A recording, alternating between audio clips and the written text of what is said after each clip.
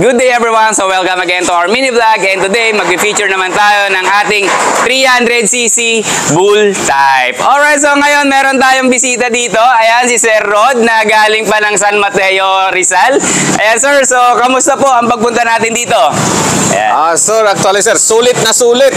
Nakuha ko yung pinakagusto kong kunin na ATV 300cc bull type. Ayan. Alright, so ngayon i-deliver naman natin to sir. Saan po pala natin siya i-deliver?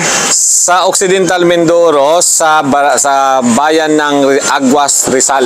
Ayan, so layo ng pupuntahan pa ng unit natin. Pero syempre, para aktualan ni sir, makita niya yung kasi niyang gustong unit at kaya siya pumunta dito. Alright, so ito ang 4x4 natin na 300cc. Yan ang nagustuhan ni sir at ang kanyang Mrs. Okay, so kahapon nagpunta na sila dito para sa down payment at ngayon for releasing na ang ating unit.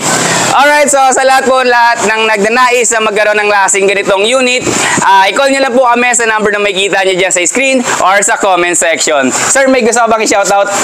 Shoutout sa mga kasama ko dyan sa Vanderwell. Ayan.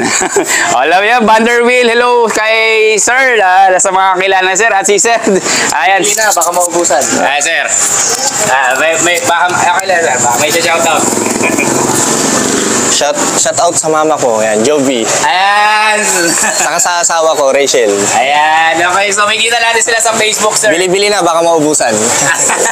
Bili-bili na ba? Oo, maganda dito. Napakaganda ng presyo. Poging-pogi.